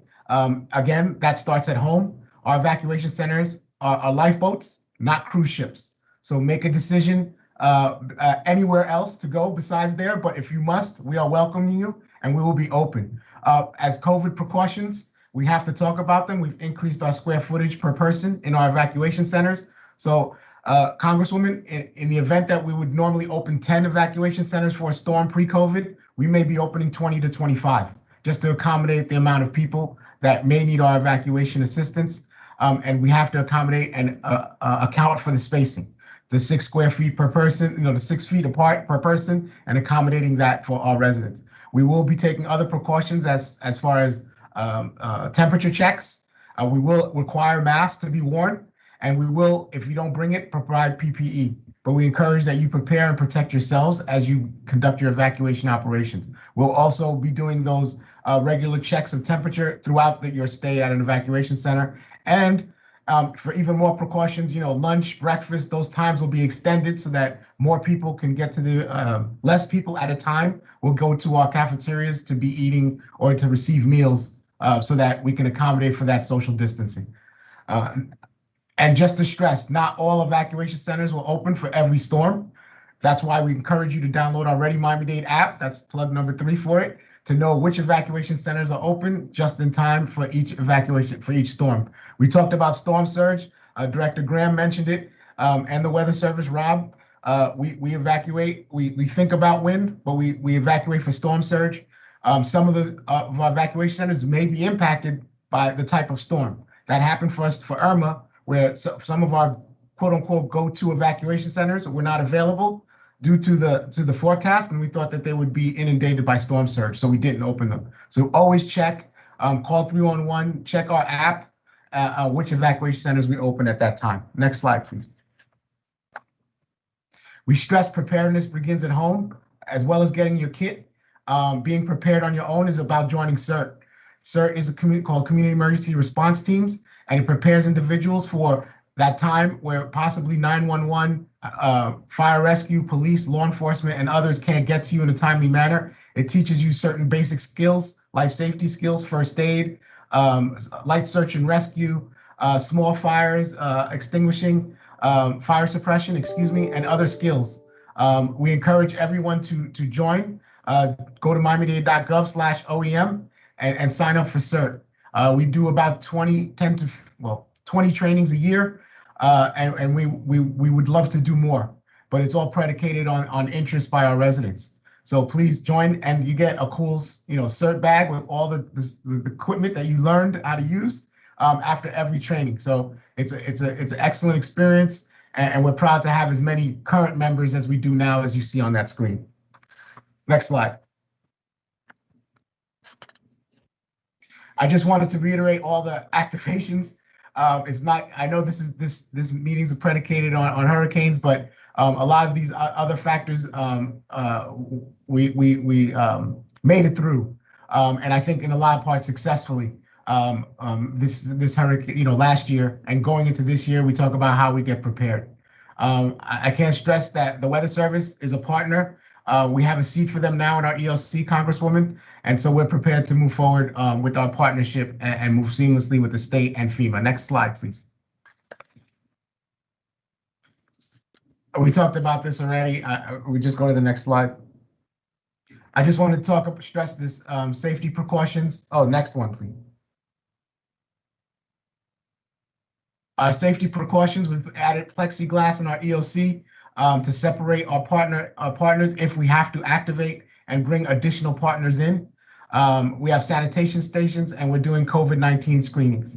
We also even added ultraviolet lights, fans in the EOC in the event that we have to have additional individuals in. I mean, we stressed that the EOC, there's been a lot of talk about virtual, but we stressed that the creation of EOC is to bring people together to discuss operations and response. And a lot of times it's agencies that don't speak on a regular basis. And so that interaction in person facilitates that seamless response and facilitates a great, a timely response, especially for our residents. Next slide, please.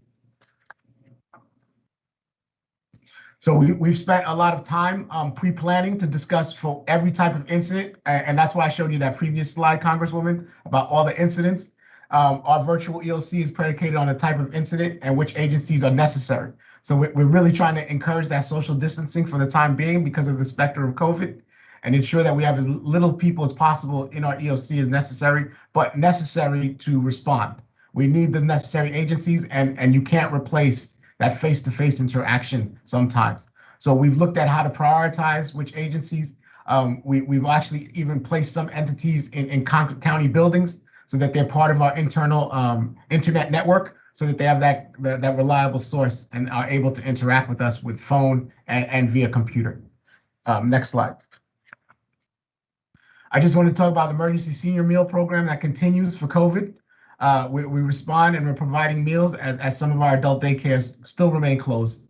And some of those individuals and our residents relied on those senior centers for their one real or great meal a day. And so we had to replace that and we feel obliged to do it to serve our residents in Miami-Dade County. And right now we're over 17.5 million meals. And so it continues because COVID continues, and we have not reached that threshold that we would like for herd immunity with the vaccine. So we continue that operation. Next slide, please. We talked about the hotel isolation program. We're incorporating that into our plans as well. We still have individuals in our hotels that are isolating due to COVID, so that they don't continue that spread. So that continues as well. We've had a positive result from that, eliminating that exposure, so that, if one of our first responders is exposed, they're not exposing their family, and they're able to isolate in the hotel with a clear and free conscience that we are supporting their efforts, as they are the first line of defense against this COVID. And we also have incorporated hospital and hospital personnel as part of our program, and they are welcome to call us to be isolated if they are found to be positive or even exposed. Next slide.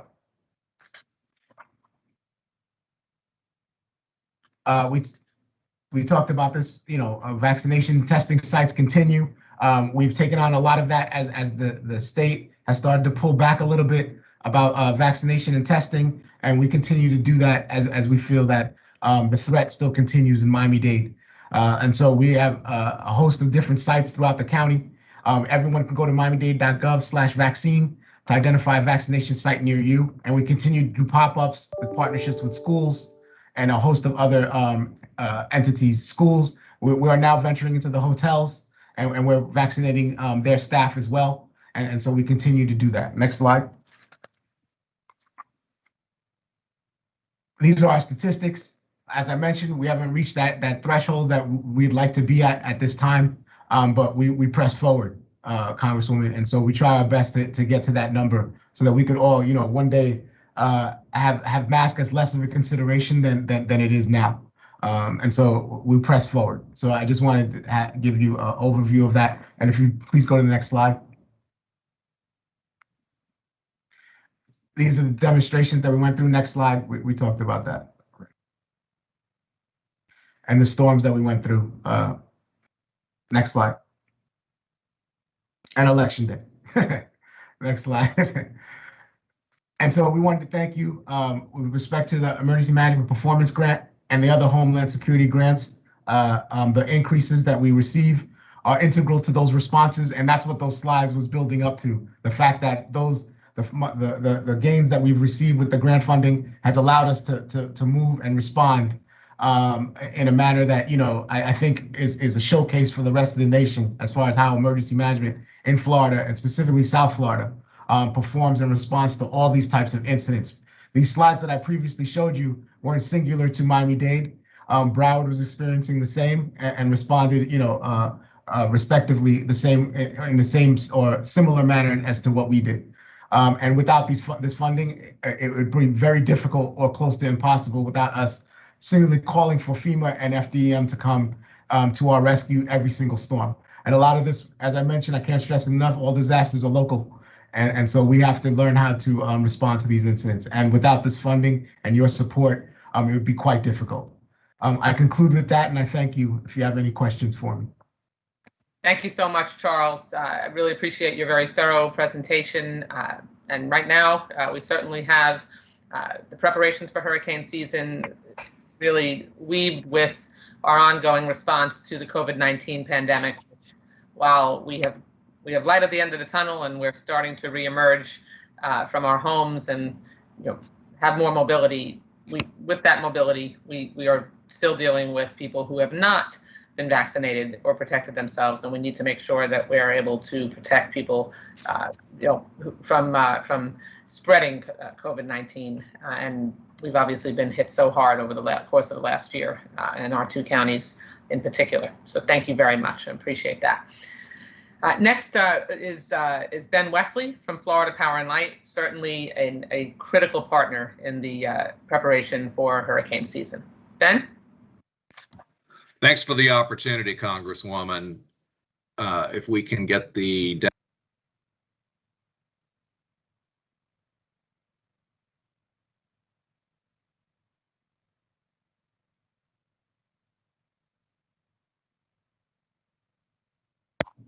Ben, I don't think we can hear you. Are you on mute? Go ahead and go to the next slide, please. Thank you. So as everyone else has mentioned, we had an incredibly busy hurricane season last year. Next slide, please. Even though our service territory was spared the worst, we responded to 6 storms outside of our service territory. We sent crews to help those other areas. And as you can imagine, our crews are highly prized because at this point, I believe, have had more hurricane restoration experience than any other utility in the country. Next slide, please. So we continue the hardening of the electric grid here in Florida. Over 60% of our main power lines, our feeder lines, are either hardened or underground. 98% of our transmission structures, those are the very large towers, are either steel or concrete. And we continuously do the tree trimming that this growth cycle in Florida forces that we can constantly deal with, as well as pole inspections to make sure that we have the most robust infrastructure that we can offer. Next slide, please. So a big piece of what we are doing in order to be able to deal with storms and blue sky conditions as well is smart meters and the smart grid tech that we have been building into the system for the last several years.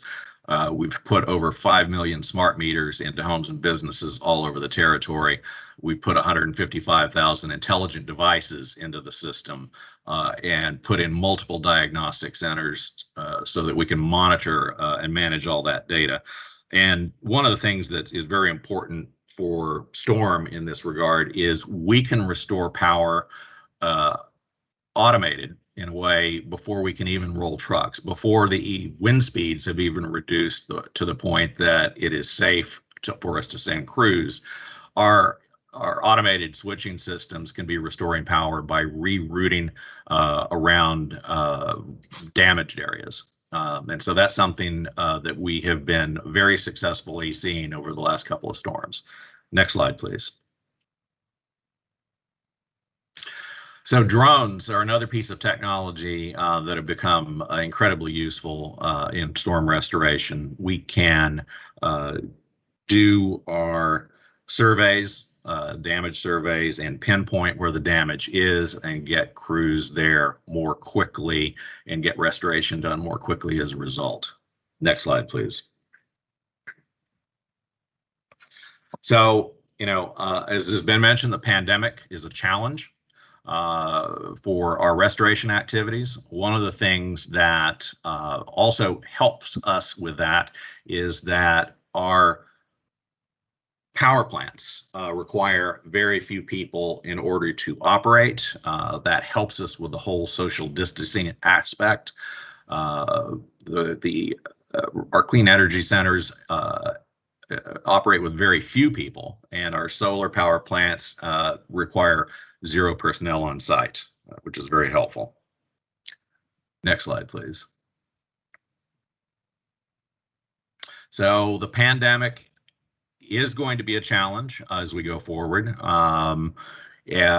Obviously, we're very hopeful that as that recedes, we are going to have more flexibility, but in our staging sites and with our crews, because of safety procedures, we could have delays in restoration, where the hardening has created fewer and fewer delays in restoration. Dealing with COVID can be an issue, but we are working to make sure that that is minimized. Next slide, please.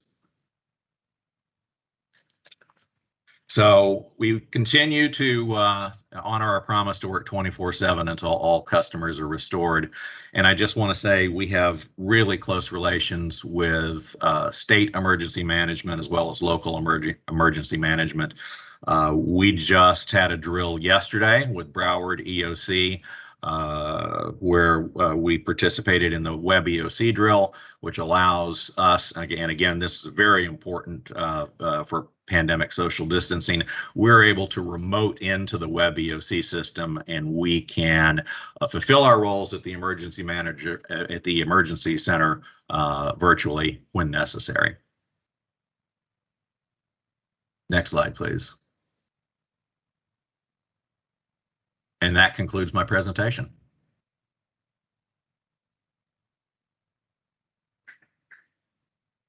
Which was perhaps a surprise to even you, Ben. Thank you. Thank you very much. Really, it's just been incredibly important for us to remain in communication, as we always are, at the start of hurricane season, as well as right through, particularly when we're in the midst of these storms. I know I get a constant, constant incoming of inquiries and urgent calls from constituents, and we appreciate the access to folks who can make things happen at FPL, and I know everyone here does as well. So thank you so much. And last but certainly not least, Colonel John Steele with the Florida Army National Guard, who really we couldn't handle a response to the onset and aftermath of a hurricane without the incredible professionals at the Army National Guard. Colonel? Thank you, Congressman. Appreciate the opening remarks there, kind words.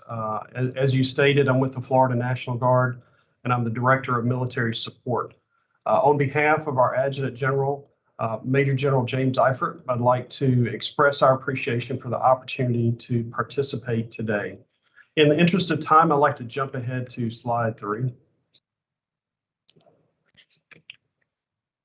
Thank you. This is a list of our long-standing orders from the Division of Emergency Management. We use them to drive all of our operations as commander's intent. We've operated under these standing orders for over 15 years, and they include establishing communications with impacted areas, immediately conducting search and rescue and security missions, meeting basic human needs, restoring critical infrastructure, and assisting in opening schools and local businesses. And that's also it's also important for us to focus on beginning the recovery phase as well. So the first 24 to 72 hours, though, is focused on life-saving, incident awareness, and assessment and security. Next slide. This is how we approach every response. The bottom line is that the Guard is always in support of civil authorities. So we expect that state and local officials will always be in front of us. We go big early, and then we right size. Getting ahead of the problem is really the only way to approach this. Otherwise, you're always playing catch up. Speed and efficacy of action are paramount to success, especially when lives are counting on it. We use flexible multi-purpose forces that can quickly respond and are also self-sustaining. Communications are always critical, so we're prepared to support state and local communication needs as well. Next slide. We have 2 chains of command, and they're depicted here. Starting on the left side, the governor is our commander-in-chief during normal circumstances. We'll transition to Title 10 authorities under the president when we deploy overseas or in support of Southwest border. On the right side, you'll see the emergent circumstances, which fall under the Defense Support of Civil Authorities we call DSCA. And those that includes activities such as hurricane response, where we'll transition over to the governor, where he's our commander-in-chief, and we directly support the state coordinating officer who's assigned for that event. And Director Guthrie is assigned as the SCO for hurricane response. Next slide.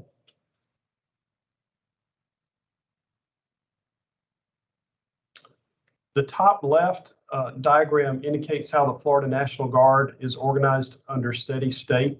And once mobilized, the Joint Task Force will usually prefer a dual status command organizational construct early in the response.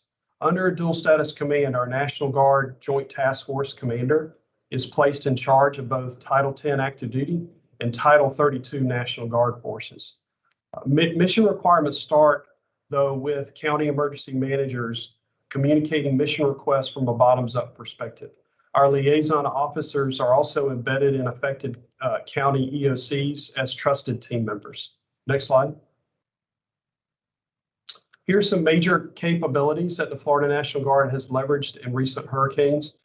Working counterclockwise from top left, you see security, humanitarian assistance, communications, chemical, biological, radiological, and nuclear response, command and control, transportation, firefighting, logistics, search and rescue, and aviation, to name a few.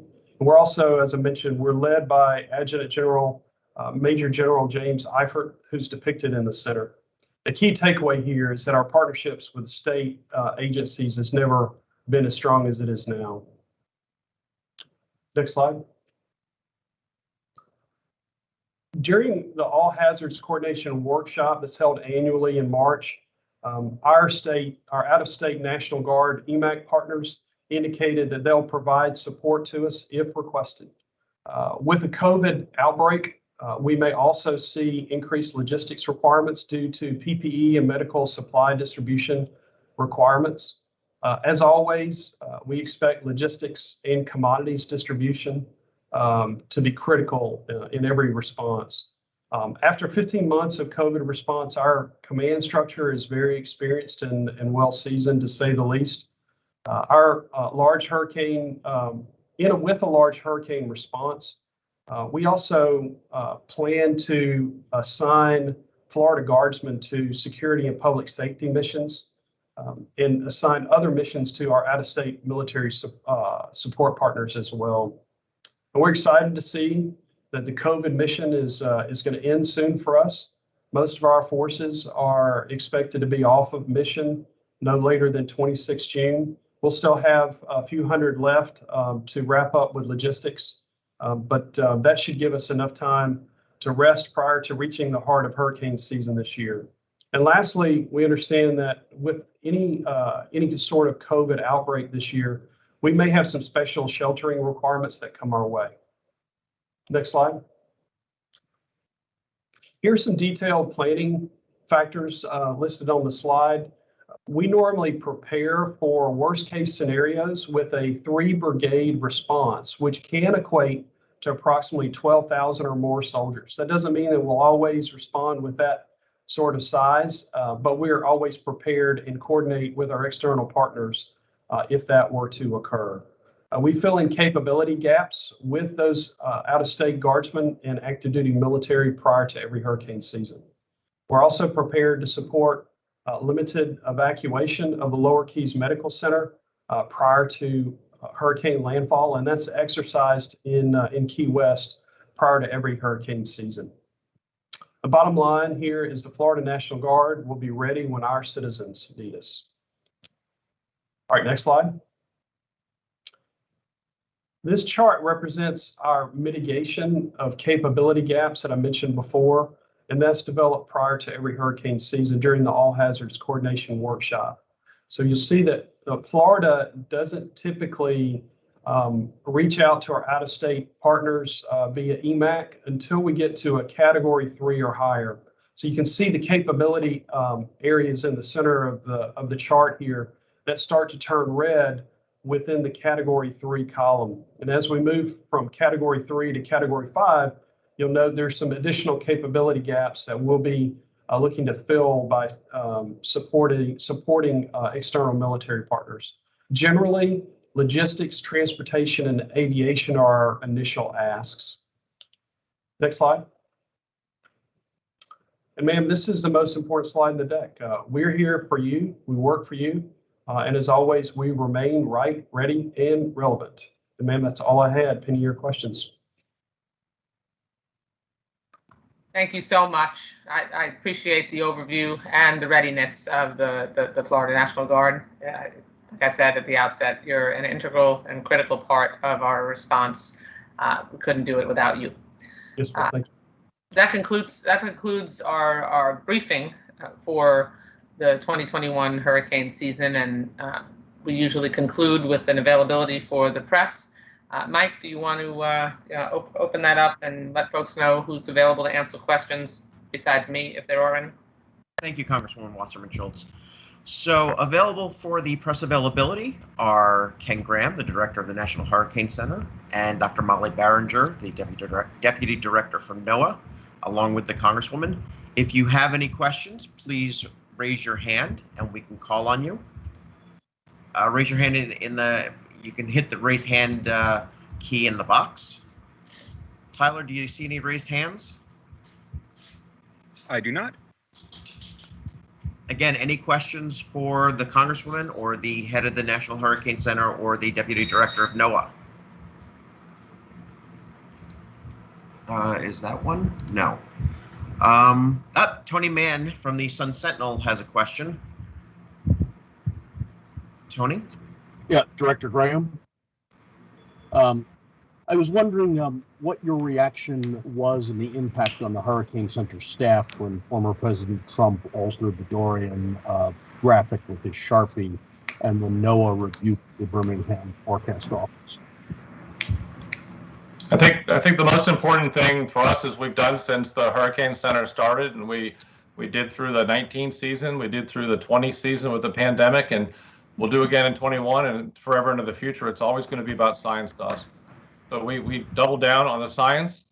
We know you heard all the partners talking today. They're counting on us. So we keep it to the science. We take that very serious and making sure that we can get a good forecast that very difficult decisions can be made with. I mean, think about it, a decision to evacuate is not one you take lightly. So we focus on the science. We always have and we always will. Are there any other questions for our speakers? Any other members of the media have a question? Please raise your hand. Tony, any other questions? Nope, I'm good. Thank you. Okay, well, thank you so much once again to all of our participants. The team of folks that we have here every year really are the glue that holds together our ability to keep people safe. And I can tell you that as a member of Congress who's privileged to represent this community in our nation's capital, serving on the Appropriations Committee, providing the resources, as you heard, none of this happens without resources.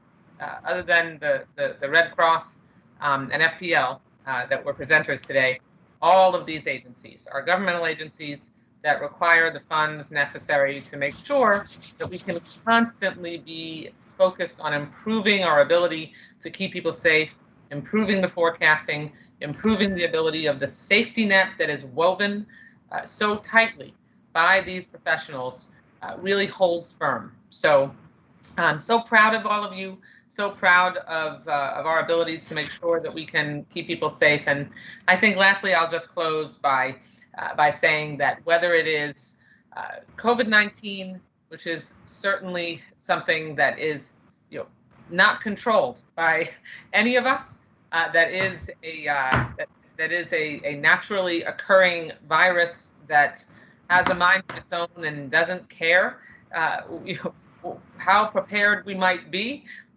Making sure that we prepare ourselves and that we keep ourselves safe is absolutely critical. And that safety and keeping yourself safe, whether it's from the impact of an oncoming storm or from the impact of a virus that is spreading in our midst. Just remember that there's no politics when it comes to keeping ourselves safe. We all need to look out for one another, and most importantly, we need to look out for ourselves. That's critical. We've got community, as has been mentioned. Without the community, there is no government, and you don't have community if we lose too many people because we haven't kept ourselves safe. So I hope this has been helpful. Look for the hurricane mailing that will be coming to mailboxes to constituents in my district. We'll be sending out an email with a lot of the information from that mailing, as well as some of the links that have been talked about today. So we can make it easy for you to just click and download some of this information so you can have it at your fingertips. Again, many thanks to all of you. And this concludes my annual 2021 hurricane season briefing. Thank you so much to everyone for your participation. Bye-bye. Stay safe, everyone. Thank you.